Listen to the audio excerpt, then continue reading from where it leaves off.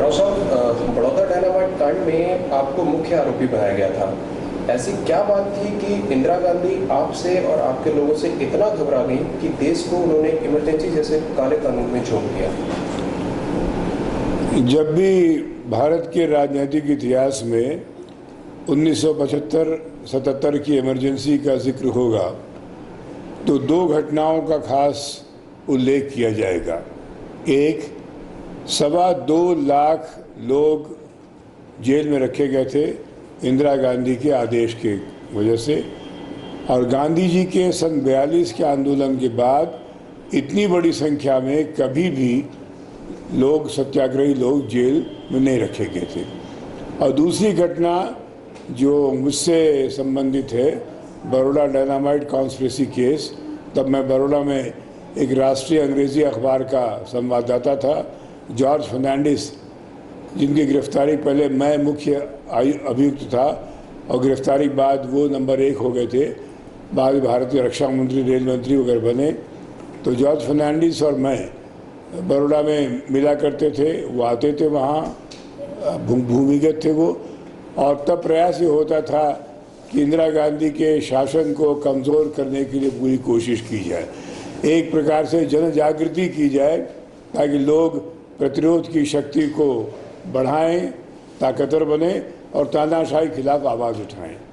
तो इसमें एक आरोप जो हम लोग पे लगाया था कि हम लोगों ने भारत सरकार के खिलाफ युद्ध, बातें इसमें कई तो सही थी, लेकिन एक बात बहुत स्पष्ट ये थी कि हम लोगों ने कभी भी हिंसा नहीं की।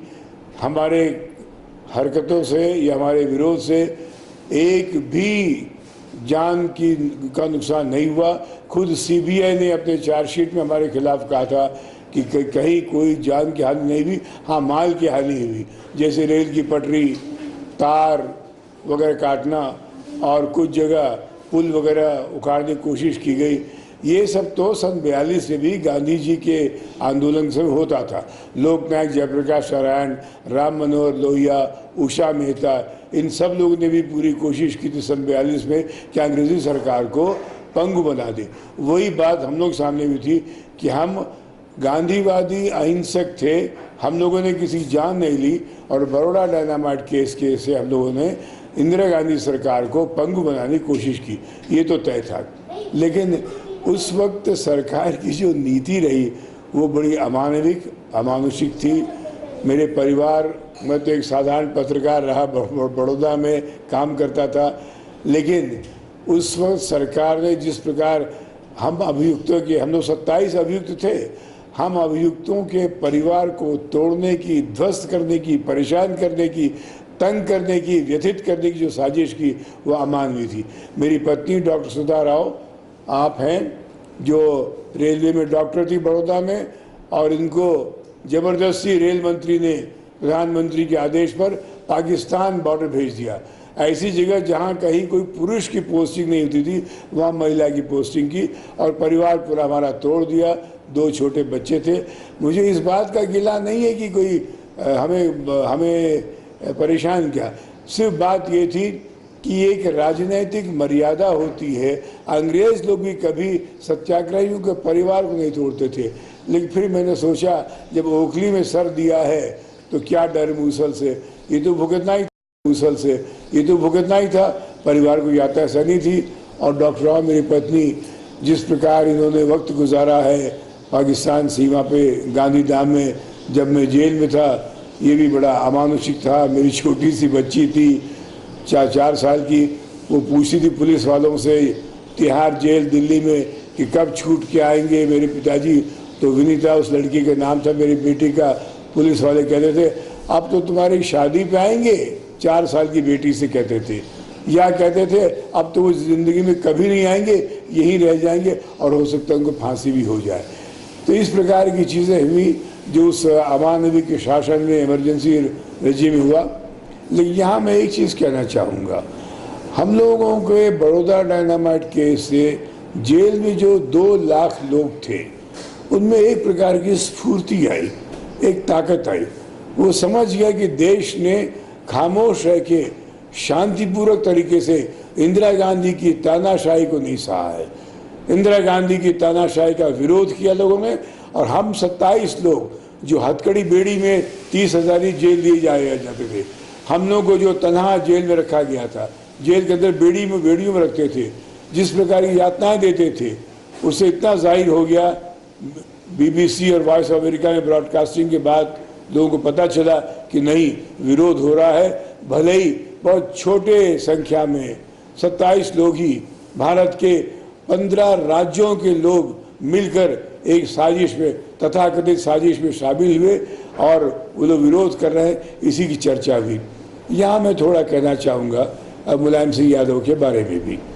मुलायम सिंह यादव खुद जेल नहीं जाना चाहते थे, वो चाहते थे भूमिगत रह के विरोध करें सरकार का, इसीलिए वो थोड़े दिनों बाद गिरफ्तार हुए। बाकी लोग, कई लोग बड़े धुरंधर नेता बनते थे, बाद में मंत्री बने, वो चुपचाप जाके जेल में बैठ गए, पुलिस के सामने आत्मसमर्पण कर दिया। ये बात नहीं थी, विरोध करना चाहिए था। खाली जाके जेल बैठना, वो सुबह जाके शाम को लौटना, ऐसी बात ठीक नहीं थी, लेकिन किया बड़े बड़े नेताओं ने। यहाँ मुलायम सिंह की तारीफ करनी होगी कि उन्होंने कोशिश की वो गिरफ्तार न हो, विरोध करें, भूमिगत रहे, बाद में पकड़े गए तो जेल के अंदर भी उन्होंने राजनीतिक प्रशिक्षण किया, तमाम साथियों को बताया कि इमरजेंसी क्या हो रही है, जुल्म क्या है, विरोध क्यों कर रहे हैं। तो प्रतिरोध का दर्शन जो लोहिया ने हम सबको सिखाया था, उसका प्रचार मुलायम सिंह ने किया, ये बड़ी अच्छी बात की। इसीलिए मैं उनको बहुत बड़ा एक नायक मानता हूँ आपातकाल का। लेकिन फिर अपने केस के बारे में आए, बड़ौदा डायनामाइट केस, हम लोगों पे मुकदमा चला, हम लोगों को सजाए मौत 302 था, उसमें 120B था कि साजिश किया सरकार के खिलाफ, अव्यवस्थित करने की कोशिश की, और सजाए मौत हमारे लिए थी और शायद हो भी जाती। अगर इंदिरा गांधी दोबारा चुनाव जीत के आती रायबरेली से मार्च 22, 1977 को, तो निश्चित था कि हम 27 लोग फिर जिंदगी हमको न मिलती, फांसी पर चढ़े जाते। एक बात, एक घटना यहाँ और कर दूं, तिहाड़ जेल में सुंदर सिंह भंडारी भारतीय जनता पार्टी के नेता, आरएसएस नेता थे, वो 2 नंबर वार्ड में थे, हम लोग 17 नंबर वार्ड में थे। तब चुनाव घोषणा करते ही इंदिरा गांधी ने मीसा वापस ले लिया और तमाम लोगों को छोड़ना शुरू किया। सुंदर सिंह भंडारी बाद में गुजरात के राज्यपाल बने, बिहार के राज्यपाल बने। उनसे मैंने पूछा कि सुंदर सिंह जी, आप लोग तो छूट के जा रहे हैं, हम 27 लोगों का क्या होगा? तो उन्होंने कहा, देखो हम लोग तो रिटर्न टिकट लेके जा रहे हैं, इंदिरा गांधी चुनाव जीतेगी और वापस हम लोग जेल में आ जाएंगे, लेकिन तुम 27 लोग तभी रिहा होगे, तभी छूटोगे जब इंदिरा गांधी चुनाव हार जाएगी और सत्ता से अलग हो जाएगी, वरना तुम लोगों की फांसी तय है।